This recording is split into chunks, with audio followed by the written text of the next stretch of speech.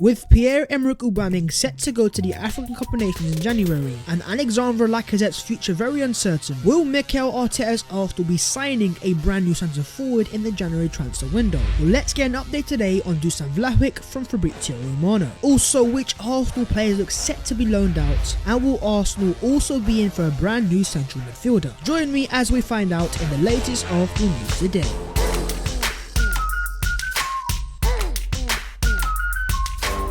Yo, what is going on, guys? My name is Babs14 and welcome back to your boys channel.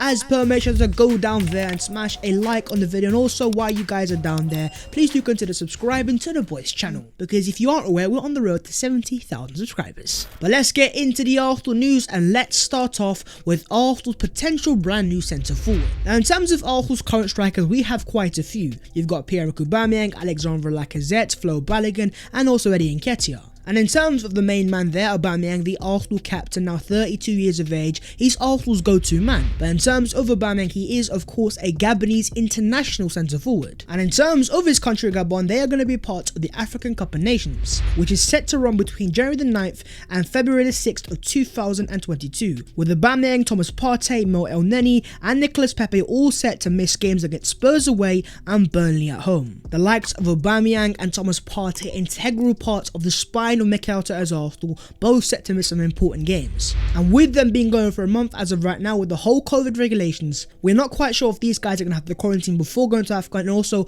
once they come back from AFCON. And so keeping it on the centre forwards, could Arsenal sign a brand new one come the January transfer window? And could that player be a certain Serbian international, Dusan Vlahovic? Well, as Fabrizio Romano has said today, there are currently no talks ongoing between Dusan Vlahovic's agents and the Arsenal board. Gunners are among many clubs following Vlahovic's situation, but there is nothing advanced as of today. Fiorentina went 70 to 80 million euros to sell Vlahovic in January, and he is out of contract in 2023. Even though Fabrizio has confirmed that Arsenal are looking into and have interest in Dusan Vlahovic, first things first, I just don't see Arsenal paying that sort of money for a player in the January transfer window. And even if it was to be the summer transfer window, I still can't see Arsenal paying that sort of cash for a player whose contract will be expiring in 1 year's time. As great as a player as Dusan Vlahovic might become, as of right now, he is not worth anywhere near that sort of money. And of course, only a few days ago, Gianluca Di Marzio was reporting that Arsenal had reached an initial agreement with Fiorentina over Dusan Vlahovic, but not with the player, and that Arsenal would like to sign Vlahovic as soon as January and are willing to meet the 80 million euro asking price, including bonuses. Now, Gianluca Di Marzio alongside Fabrizio Romano are both very reliable journalists, but since this report from Di Marzio, there has been a couple of contrasting reports also, where Di Marzio have claimed that Vlahovic's agent doesn't even want to talk to Arsenal in the first place. So from my personal understanding, what I think is happening here is that Arsenal most certainly do have interest in the player. They like Dusan Vlahovic, but I don't think that Arsenal want to pay that sort of money. And what I think is happening is that the agent of this player is trying to use the name of Arsenal, a massive gargantuan institution, trying to raise the price of the player and ultimately get a better deal for his client and also for himself as well. But if the price tag was to be lower, maybe 40 or even 50 million euros, potentially then Arsenal Football Club could put that sort of money on the table. And also in terms of Vlahovic, he does play for a certain club in Fiorentina, and at that club right now, Arsenal do have a certain loanee in Lucas Torreira. Now, of course, first things first, Arsenal could use Lucas Torreira as some sort of make-weight if a deal was to happen. But also, secondly, it confirms that Arsenal already have an established relationship there with Fiorentina if they want to make a transfer happen. But regardless, my friends, but of course, Arsenal have other teams competing. I've had Man City, but also a certain Nando's FC, who, by the way, I'm still not going to take seriously. They're Tottenham Hotspur. I mean, look at their logo. It's just laughable as it is. But in terms of Mr. Dusan Vlahovic, as per my friends,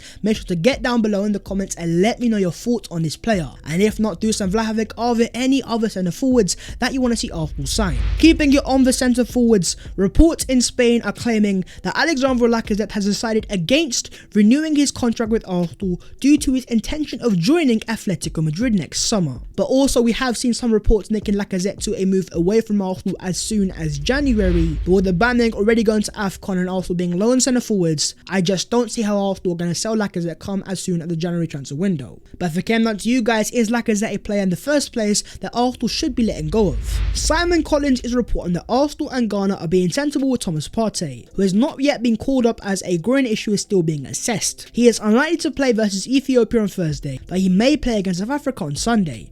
As of right now, it is undecided. Now first things first, I'm not quite sure how serious this Thomas Partey groin injury is, but even if it isn't as serious in terms of Ghana, as much as I'm sure Partey wants to play for his country, as an Arsenal fan and an Arsenal player, Arsenal for me comes as a priority. And so personally, if he could stay with Arsenal to fully recover and miss the next 2 Ghana games, even though the Ghanaians in the chat are not gonna agree, potentially it could be the best scenario for the player himself. Keeping it on the Arsenal central midfielders, what about Granit Xhaka? Well, in terms of Arsenal, they are reporting today that Granit is making good progress in the initial stages of his recovery from a medial knee ligament injury sustained on September the 26th. The current aim for Granit is to be back in full training early in the new year. So it seems as if Arsenal have edged out Jan 2022 as a return date for Granit Xhaka. The fact that Partey is going to AFCON as well, I think that is going to be a very important return for Arsenal and the Arsenal central midfield. But once Thomas Partey goes to AFCON, that would leave Arsenal with Xhaka, Ainsley Maitland-Niles and Albert Sambi-Lokonga. And even though all 3 players that are more than capable, at the same time is that the quality that Arsenal require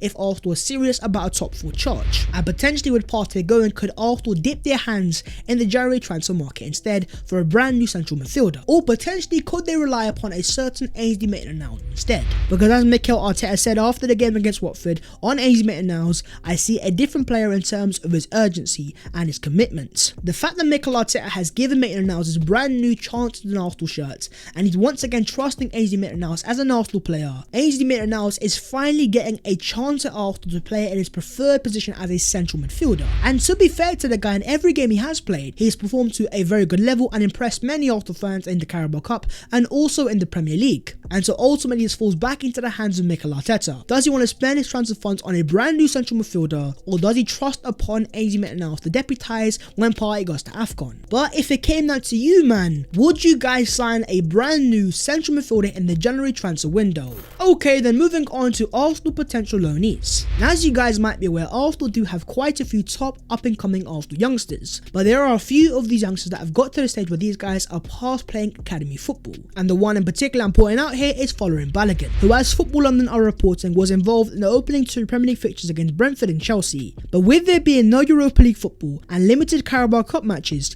his chances to get back into their first team will be limited. With this in mind, surely a January loan seemed like the smartest option for the forward who recently committed his long-term future to the club. Balogun loan in January, you know what, there are 2 sides to this coin. And I say that because in terms of a loan, of course, it will be great for the player's development, to get the first team minutes elsewhere and also most importantly experience. As you guys might have seen with the likes of Emile Smith-Rowe and now even William Saliba, at a young age, if a player can get first team minutes elsewhere, it is always going to be very important for the development. But on the second hand of things, if as confirmed Aubameyang is going to go to the African Cup of Nations in January, in the absence of Aubameyang, potentially that gives a chance to Flo Balogun to fight for a first team Arsenal place. Because looking into the likes of Emile Smith-Rowe and Bukayo Saka and how they broke into the Arsenal team, ultimately it was circumstances of either experienced players not being available or being injured. But if it came down to you guys, what would you man do with the future of Folarin Balogun in the short term? And would you guys loan him out in the Jan transfer window or potentially keep him for a place in the Arsenal first team?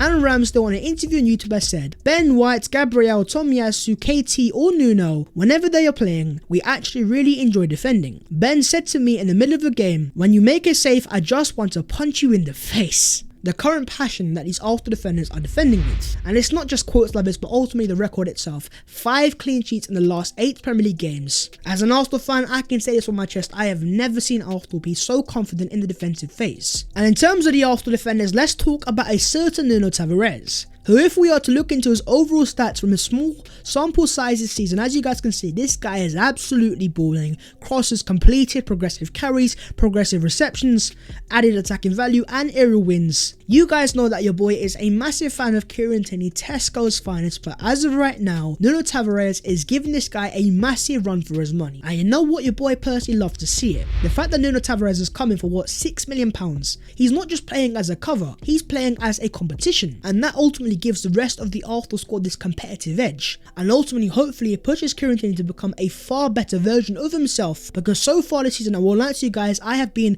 very almost disappointed in Kieran Tierney and his Arsenal performances. performances. But what have you guys made so far of the introduction of Nuno Tavares into the Arsenal first team? Out of both the left backs, which left back should start for Arsenal, Nuno Tavares or Kieran Tierney-Tesco's finest? Okay, then let's move on to the other Arsenal news today. And let's start off with our star boy Emil Smith-Rowe, Arsenal's star player so far this season, of course, got a call up to the English national team. And in terms of Reece James on Emil Smith-Rowe, he says, "I've always known he's a top player. He came to Chelsea when he was young on a trial. I remember playing with him and playing against him. When he moved to Arsenal, I always knew he was a top player and he has shown how good he is and why he's been selected." Chelsea's fullback with massive praise for the Arsenal number 10. He's adding goals and assists, the talent is there, the dribbling, the everything, the passion when he celebrates as well. He is an Arsenal player through and through. And to see him finally get that England call up, to see him smile with the England shirt and just be so happy, it just makes your boy happy. It's just very heartwarming. And make no mistake, when ESR returns to the Arsenal, he's going to be even happier, more confident,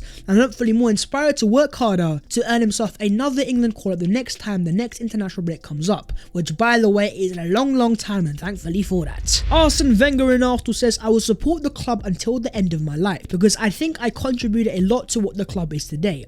I suffered a lot, I sweat a lot for every stone that is in the stadium, and I sacrificed the best years of my life to do that." I will go as far as saying a lot of the guys that are currently watching this video are Arsenal fans during the Arsene Wenger era. He gave us some of the greatest memories of our life, from the Invincibles to the league titles, and even though it ended sour, he is Arsenal's GOAT manager, and I'm always going to be thankful of Mr. Arsene Wenger. And in terms of the current Arsenal manager Mikel Arteta, who was at the Arsene Wenger movie premiere today, he says on Arsene, "I would like him to be more present at the club. I think the players will love him and they will benefit. They will be inspired to have him around, and I think for the club it will be a huge boost." Arsene Wenger has never ever returned to Arsenal ever since his last ever game as an Arsenal manager in May 2018, which by the way, first things first, just low-key breaks your boy's heart because he was just such a massive part of even that stadium in the first place. But of course, in terms of Arsene, humble as always, he didn't want to come back to Arsenal to put pressure on the Arsenal manager. But now that time has passed, I think the time has arrived for Arsenal to come back to Arsenal, not as a manager, not as a coach, not as someone behind the scenes,